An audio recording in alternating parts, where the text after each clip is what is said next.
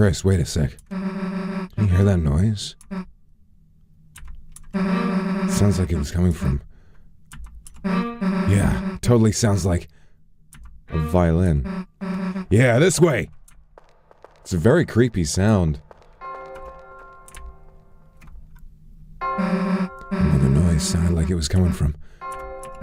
Yeah, totally sounds like a church bell.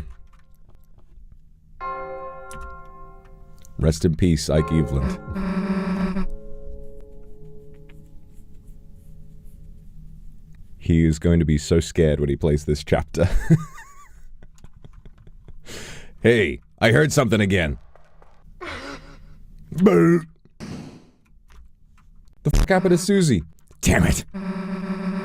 Chris, I slipped and fell down somewhere. やる気が出ない、やる気が出ない、布団から出られない。